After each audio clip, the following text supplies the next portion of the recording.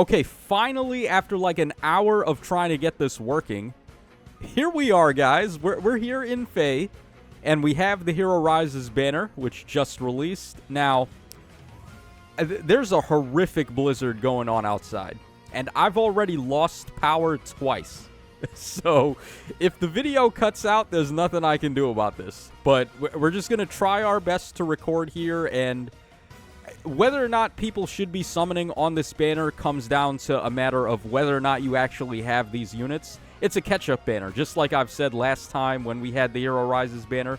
You got to understand that you're summoning for units that have already came out, some longer ago than others, like, for example, Duo Freya, who came out for Halloween, which, by this point, that's like 4 months ago.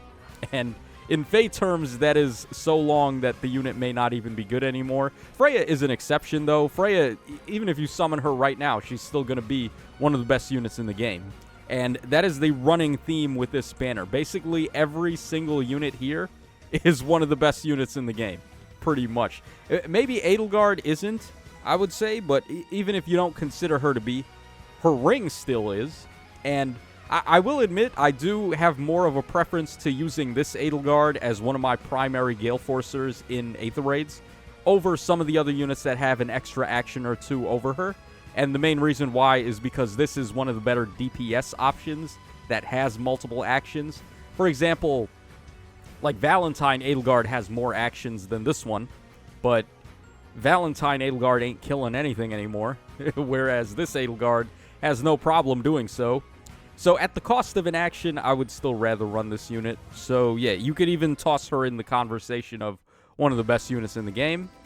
But yeah, I mean, whether or not you're summoning on this banner depends on whether or not you're missing anybody. And I would say you have to be missing more than one.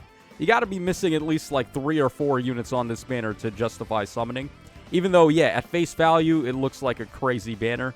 But your orbs are going to inflate. Like, orbs are the same as gold in real life. The cost just keeps going up and up and up. They don't stagnate. So, like, your orbs, if you've got 100 orbs right now, those 100 orbs are going to be worth like 300 orbs in the next 6 months, if you catch my drift. So, yeah, just keep all that stuff in mind before you decide whether or not you want to summon here. As for who I think is going to win the vote and actually be given out for free, I would say my money's on either this Emblem Byleth over here or the Emblem Edelgard over here. So, even more of an incentive to skip if these are the 2 units you're missing here, right? Like, let's say you don't have Emblem Byleth yet. He's very likely going to win the whole event and then be given out to everyone for free. So you could save even more orbs by just waiting for that to happen and then get him for free over there. So, yeah, do we need to explain each color one by one? The banner is crazy, right? Like, if you were to summon, anything you pull here is valuable. So, we'll go ahead and we'll do our freebie over here, and we'll see what we get. Oh, what did I go ahead and click on? I clicked on the Sharena thing. I didn't mean to click on that. All right, we'll do our freebie. Hopefully the power doesn't go out again. All right, we're going for colorless. The only unit on the whole banner I'm missing is Freya, and we're not going to get her, but we'll try. Yeah, that is not Freya, as I thought. So, yeah, I mean, let me know what you guys were able to get on your free pull. Hopefully you pull something, because if I wasn't going to get something, the best case scenario is that one of you guys got it instead of me. Yeah, so, I mean, should I break down the unit? I guess we'll go ahead and break down. I'll at least give my opinions on them since I do have a majority of the units here. The Emblem Byleth, he's okay. I mean, I personally don't use him as a unit, but I use his ring all the time. I think his ring is really good. So that's really my thoughts on him. His fodder is great. He's got reposition gate. He's got favor. Instruct is interesting. If you can figure out a good unit to give that to, it's just nice to be getting passive buffs in terms of stats. But really, his ring is where all his value is, much like with a lot of these other Emblem heroes. Okay, he's color sharing with New Year Balder, who's in talks for being the #1 unit in the game. It's pretty much between her and her and Legendary Elise at this point. I'd say it's one of them as the best unit in the game. My money is leaning towards Elise because Elise just feels like the most disgusting unit in the game right now. She is so polarizing. Well, that's not the right word. She's so centralizing in terms of Aether Raids. Like, if you don't construct your entire defense around her or your entire offense around her, you're doing something wrong, pretty much. So we can hold on. We can head over to Aether Raids and show something really quickly. So, of course, I ran the same defense I ran last time. I ran this in Chaos Season, and it worked out pretty fine. So I tried it again in regular season, this time with Lay Radar, who makes it even more devastating, which we saw would have been the case as well in Chaos Season. And nobody was able to beat it. Well, I mean, people beat it, but they didn't beat it clean. They all, like, lost a unit or two. So, yeah, we just came out completely... We did lose Lift. Like, this guy over here, he lost the unit, but he still wanted to win. AKA, he got salty. So, yeah, he still tried to take the win, but then all of these other fights, we just completely cleaned house.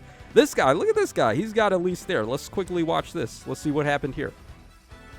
I don't know if I'll do a defense showcase, because, like I said, there's not really a point in showing off multiple videos of the same exact defense. I already showed this in Chaos Season, with the exception of now we have Lay Radar here. So, what does he do? Okay, he attacks my Lyn with Elise there, which is a good idea because that can inflict gravity on her and kind of restrict our movement space here. But he doesn't really have any way to get his other units out. And then Lay Radar is just going to hit undefended now, so... Or not undefended, but... assigned decoy, and then we just start sniping his units. And as we saw already, this guy really got wrecked because we KO'd 5 out of... What does he have here? Potentially 6 units, and we beat 5 of them. So, yeah, just... Elise is just so stupid, man. Like, this is the lengths we have to go to on defense to be able to stop her. And then offense, every offense team is running Elise, basically. I had absolutely no issues on offense. This was the team I ran for offense, and we had 0 issues, as you may imagine, all thanks to Elise. Well, I mean, Camilla and Hilda definitely put in a lot of work too, but yeah, Elise being able to break through Corin Ring and all that, I gotta say, man, very long tangent to go on just to say I would have Elise as the best unit in the game at the moment. So, okay, we talked about Elise, we talked about Baldur. Okay, then we have Emblem Edelgard, who I have been using in Aether Raids offense. We already talked about that reason a little bit earlier, but she also is decked out with good fodder. It's hard to get all of her fodder all at once, but you can get 2, right? I think you can pick up all of either Strat Flame or Strat Assault, and then Patience, because the prerequisite for Patience was quick repost. So you can at least get 2 of her passives, which is fine. And they are very good, and her ring is, of course, very good. All right, she's color sharing with the Harmonic Ike. Very good unit. Probably the most all-around off unit in the game. Because he can bait, he can player phase, he can kind of do it all. He can support, he's got great fodder. So he scores good too. If you want to run him for Arena, if you were to get some merges on him, he's good in there too. So he's kind of like the jack-of-all-trades unit at the moment, where he's really solid at just about everything you can do. Okay, then we have on red, we've got the Attuned Ryoma here. He's more of a, like, less meta-relevant unit, I would say. Even though he is meta, he's not quite as, like, detrimental to the opponent as, like, some of the other units we've seen here, like Elise, Baldur, etc. But he's still pretty good. He is a fodder bank as well, so he can give out stuff like Duelist Blow and Tumultuous Echo, both of which are really good. I wish he didn't have Gust, though. I wish he had, like, Arc Rival or something a little better. You are free to give him Arc Rival, though, if you want to. And Attack and Speed Faith, which is one of the better C-skill self-buffing passives for your infantry units. So, yeah, he's okay. Nothing really wrong with him. Okay, then we also have Emblem Corin, whose ring was insane, and I would still say this is probably the best ring in the game, at least prior to Elise, right? Like, Elise was such a direct counter to this Corin that it's a little unfair. But leading up to this point, I mean, her ring was undoubtedly the best ring, and she's a really good unit, too, with the amount of tiles that she can set up.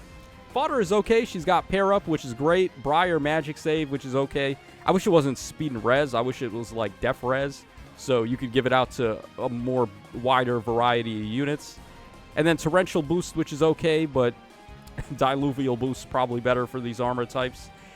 It's funny how they keep building these magic save units with all res and no defense, and then they turn off adaptive damage or something, but it's just still better to go defense and res. Like, just build all defense and res and have speed as a dump. Regardless of whether or not you're focused on magic or physical save, it doesn't matter. You still want to have both defenses. So, yeah, just a little pet peeve that I have right now with the way they're building these armors.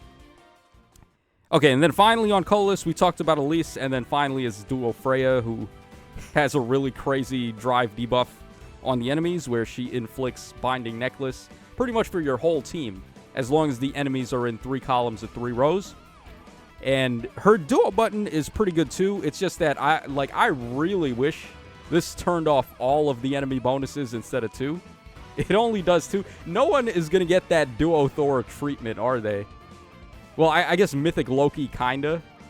But Duo Thor and, like, Mythic Freyr, they are the evergreen units. They've never even attempted to release a unit that had the same effect as those two, where it's unmitigated penalty cleansing and unmitigated bonus removal. They really want to shy away from doing that again. So, yeah, I mean, nothing else really to say. She's got great fodder. She has Comet and Arya, which is great. So, yeah, I would say, once again, don't summon unless you're missing multiple units. And if the units you happen to be missing are either Byleth or Edelgard, chances are really good that they're going to end up winning the voting gauntlet. So you'll get them for free anyway, and by which case you can just skip the banner. So this is your boy Tacho signing out. Hope y'all enjoyed the little coverage here. And I will catch y'all again on the flip side.